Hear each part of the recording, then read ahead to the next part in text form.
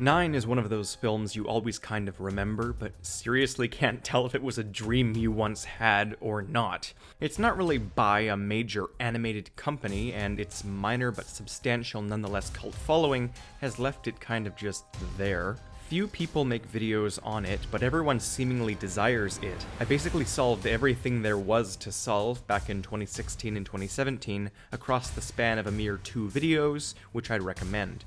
But today I come to you with a topic I think many will be intrigued by.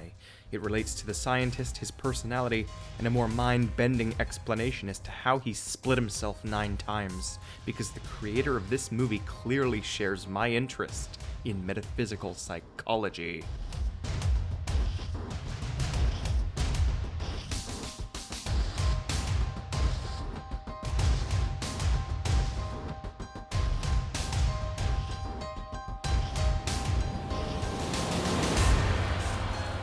Hello, I'm the Theorizer, and here we see 1. The Commander, 2. The Inventor, 3 and 4. The Memories, 5. The Empath, 6. The Inexplicable, 7. The Clever Rebel, 8. The Brawn, and finally 9. The whole rest of personality, authenticity, morale, goodness, etc. This is key, this is perfection. My commenters have asked me to delve into the psychology of how the Stitch Punks were divided up, and how each of them seems so shockingly unique, because they are. It's like the creator researched how to make every character a completely different kind of person, and succeeded. I've had people comment their ideas thousands of times over, but the most intriguing analysis of this so far, at least in my opinion, was back when YouTuber The Fangirl took a stab at it and applied the model known as the Enneagram of personality to the 9 dolls. It was mostly accurate, and as someone who has studied Enneagram, Big 5, MBTI, cognitive functions, and Socionics, also deeply as a recent interest of mine, it all finally hit me. That Shane Acker has most likely used this to his direct advantage. Enneagram fits the count, 9 types of people, 9 different Stitch Punks, but as I've taken a year and a half to continually mull it over, I caught something nifty. Something so obvious, yet changes literally everything. 3 and 4 are identical. This may seem superficial at first, but upon deeper analysis, this means there are only 8 distinct personalities. Shane probably used the number 9 for its stereotypical mysticism, but the truth is there are 8 kinds of people in this movie. And while Enneagram fits quite a bit, one of the most fundamental models of them all manages to fit literally spot on with 100% of everything.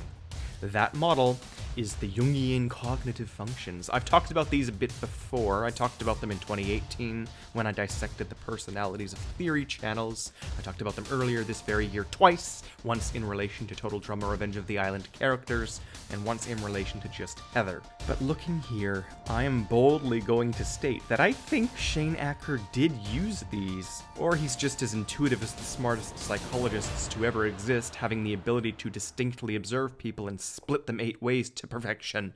Ever heard of the Myers-Briggs examination? It's the most famous personality test ever, and it basically says you can be one of 16 different types of people based on whether you're introverted or extroverted, abstract or concrete, thinking or feeling, and finally, type A, organized pragmatist, or type B, disorganized, lazy creator. They're shortened into letters, and they fairly accurately correspond to the psychometrically and statistically valid system known as the Big 5. Psychologists prefer the Big 5 for that very reason. It's quite easy to test people with it, whereas the Myers-Briggs is known to be very inaccurate most of the time. But the system those letters are based upon is extremely fascinating, and you yourself can observe them. They predict human nature to an okay extent, whereas the Big 5 is more nurture-based. And I think that the scientist from 9 broke up his 8 cognitive functions and split them across 9 dolls. So what are these 8 functions, and how exactly do they correspond perfectly to each character? Well, the system states that everyone observes things around them and then makes decisions with what they've perceived. Pretty basic. You can observe real things in front of you with your 5 senses, or you can observe things like patterns, concepts, ideas, intuitions, metaphysical stuff like that. so you can be more sensory or intuitive in your observations. When it comes time to make decisions with your observations, you can decide based off of what is rational or what is emotional, thinking and feeling. Pretty standard so far, but all 4 of these traits can be directed inward or outward, meaning you have a total of 8 cognitive functions. I think it'd be more accurate to call these things ways we filter information, but since our perceptions and decisions affect our actions, it shows in our true personality quite a bit. Another way of looking at it is that each of these functions simply attributes to a typical mental ability someone will use. So I'll try my best to explain each one and how they correspond. First up, when you decide things based off of your own personal logic, it is called TI, also known as introverted thinking. This little function is responsible for people using logic, intelligence, thinking for themselves, solving things, deductive reasoning, and it loves systems of all sorts. Computers, mathematics, mechanics, all sorts of things. We can see this function alive and well in 7, who seems to most accurately correlate to the archetype known as ISTP. They are known to be that stereotypical Tom Cruise, Clint Eastwood, mechanic, quiet, badass sportsman type. 7 seems to be this, but still, while she may represent TI to a degree, I have yet to further analyze whether she specifically does correspond to ISTP. Fun fact, I myself am the other most powerful personality type to use TI, known as INTP. Second up, when you decide things based off of your own personal emotions, it is called FI, also known as introverted feeling. This little function is responsible for people using morals, beliefs, authenticity, goodness, altruism, identity, and it loves itself. It hates stereotypes and thinks everyone is very individual. This function is very apparent in many forms throughout modern society. In an extremely stereotypical sense, you can most often see it as people who love to dye their hair unique colors or wear individualizing makeup. They love art, poetry, writing, or they may just have really strong beliefs. If raised a certain way, they're probably the ones who are out there fighting for things like identity politics and whatnot. If they're raised another way, they can just be those typical kind and authentic people. Products of their upbringing, they can have many moral beliefs, one way or another.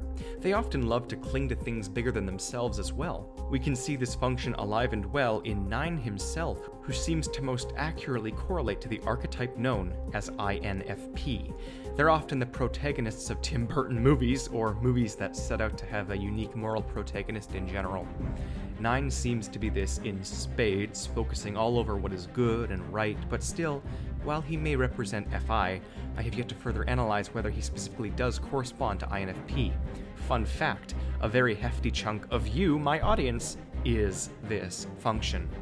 Third up, when you decide things based off of the logic of the world and people surrounding you, it is called TE, also known as extroverted thinking. This little function is responsible for people using rationale, groupthink, common sense, statistics, commanding, organizing, supervising, efficiency, others' thought processes, and it loves to follow instructions. Graphs, charts, business, dictating, etc. We can see this function alive and well in obviously 1, who seems to most accurately correlate to the archetype known as ESTJ. They are known to be that stereotypical boss or principal or supervisor who commands efficiency and keeps everything in check with traditions and rules. 1 seems to be this. But still, while he may represent TE, I have yet to further analyze whether this specifically does correspond to ESTJ. Fun fact, ESTJs are the exact opposite type to INFPs, and even the damn relationship between 9 and 1 is identical to how those two stereotypically get along in real life. All of the letters are flipped, so they appear as opposites, but not only that, they are often seen as the most opposite of all the opposite types. Makes sense for this dynamic then. They are the furthest away when it comes to numbers as well. Fourth up, when you decide things based off of the emotions of the world and people surrounding you, it is called FE, also known as extroverted feeling. This little function is responsible for people using kindness, harmony, emotional awareness, social norms, knowing what others are feeling, and being very integrated as a part of society's emotions. Selflessness, empathy, but also two-facedness and backstabbery if used immaturely. We can see this function alive and well in most likely 5, who seems to somewhat accurately correlate to the archetype known as ENFJ, I think.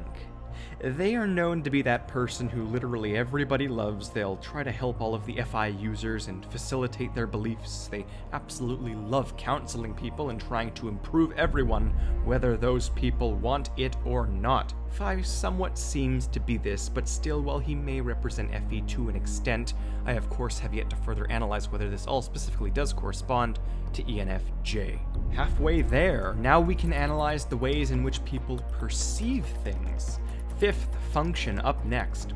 When you observe real things in relation to yourself, it is called SI, also known as introverted sensing. This little function is responsible for people's memory, their past, their senses of duty, their own bodily awareness, their comfort, nostalgia, stagnation, so on. Anything relating to sensory data they have gathered over time. We can see this function alive and well in both 3 and 4, who seem to most accurately correlate to the archetype known as ISFJ. ISFJs are known to be those people who are quiet, but not too quiet. In stereotypical terms, they're those quiet Christian moms who are also nurses, love gardening and cooking, the white picket fence life, or as men, the strong, silent, gentle giant types. 3 and 4 somewhat seem to break these stereotypes, but due to their silence, they operate on the sole basics of this function. So while they may represent SI to an extent, I have yet to further analyze whether they do specifically correspond to ISFJ, since they're so silent and their mentality is essentially halved. 6th function up next. When you observe real things in relation to others and the surrounding world, it is called SE, also known as extroverted sensing. This little function is responsible for the supreme stereotypes of typical teenagers indulging in drinking, smoking, and partying. You'll see these people all over Snapchat, obsessing over material things, shopping, buying clothes, being jocks. The typical people who despise my channel's clientele, and who my channel's clientele also despise. I've noticed that if they're immature, high-usage extroverted sensors are so incredibly disdainful towards anything that isn't real and in front of them, to the point where they stereotypically gather in clusters in elementary schools and bully the far less common intuitive types, but again, that's pretty drastic and immature. When they're mature, they act as wonderful wardens of the physical world, providing experiences for everyone else, loving sports and utterly dominating the entertainment industry for everyone else's enjoyment. We can see this function alive and well and completely encapsulating 8, who seems to most accurately correlate to the archetype of, I don't know, he doesn't even really talk, he's just the living manifestation of SE's stereotypes. That's it. 7th function up next, almost done. When you observe metaphysical things in relation to yourself, it is called NI, also known as introverted intuition. This little function is responsible, it's responsible for, it's notoriously difficult to explain. It has a bit to do with a vision for your own future, and, people who really value and have strength with NI are often seen as those people who plan, 50 years into the future. If they're more of a thinker, they dominate companies as the CEO, are portrayed as the typical evil villain who manipulated everyone, they command nations, get paid ridiculously well, etc. If they're more feelers, they're seen as the counselors who know literally everything that goes through your mind before it does, and have a vision for how to improve your future. NI is all about its gut instinct, which is perfected due to their wonderful ability to observe things and unconsciously synthesize the data. They have a certain intensity to them, a certain deliberation. The NI feelers, if left unchecked, can go so far as to become unwitting leaders of their own cults. It's such a peculiar function, and we can see this function certainly alive and well in 6, who seems to most accurately correlate to the archetype of INFJ. Famous INFJs, or at least supposed ones, could be Jesus Christ, Gandhi, Martin Luther King, Nelson Mandela, and believe it or not, possibly Hitler. Anyone with a vision for how the future should be, who then tries at all costs to achieve it for their belief in the supposed good of all. But that's only if they get the chance. Usually they'll just be your everyday therapist, or more apparently, those people who drink from tea jars while wearing scarves, sophisticating over the latest piece of conceptual artwork, and teaching Reiki or yoga to their local cult. Of course, I'm exaggerating. They're very fascinating people who are portrayed as borderline psychics in movies, and I think take up something like 1.5% of the global population, which is pretty low, but then again, all of the NI users are relatively uncommon. Lots of INFJs watch my channel. They're one of the most common Js to do so, alongside INTJs, the other NI obsessors. 6 is basically psychic incarnate, but while he may represent NI to an extent, I have yet to further analyze whether he specifically does correspond to INFJ. Finally, the 8th and last function is when you observe metaphysical things in relation to others and the world. It is called NE, also known as extroverted intuition. This little function is responsible for hardcore imagination, hyper-obsessions with metaphysical topics, inventiveness, creativity, pattern detection, let's do this new thing, and now this new thing, and more and more and more. They'll obsess over a random topic, then jump to a new one, procrastinate like mad, solve more and more, then brainstorm a ton of ideas and doodle all over paper, then crack the latest conspiracy, and oh my god. They love theories and mazes, and they're the only ones who have the level of awareness required to snap open the complex plans of NI users. It's a lot. What I just threw up is basically what goes through their heads every second of every day. At least 60% of you guys, my fan base, are NE users, meaning ENFP, INTP, ENTP, and INFP. Pretty much all other YouTube theorists are also these types. I made a video on that. Believe it or not, we can see this function alive and well in the barely seen character of 2. He's the inventor, probably one of the NTP archetypes. Stereotypically, they're people like, well, me, or most of you. It's the mind blow function. Inventive, intrigued, a fan of discovery. So those are the 8 functions, and as you can clearly see, obvious as ever, these 9 characters are spot on identical to each of the functions, but that's not all, because many theories claim that everyone uses all 8 cognitive functions, and depending on how strong each one is, that is what dictates your personality type. If the function is in the top slot, it's very powerful. You proficiently wield it. It is you. If it's in the second slot, it's more of an educational function that likes to teach things. It's also very strong and is sort of the icing on the cake that is your personality. The third is a childish little function that people find easier to rely on, and the fourth is inferior, feared, and despised, but respected with age, and eventually grown into brilliance with maturity. The debatable ones include the eye-rolling snark, that is the 5th one, the extremely critical hypocrite, that is the 6th, the jealous and rude yet horribly absently pathetic 7th function, and the evil demonic rage fest of the 8th. The scientist has chipped off each function from his personality and infused them all into dolls.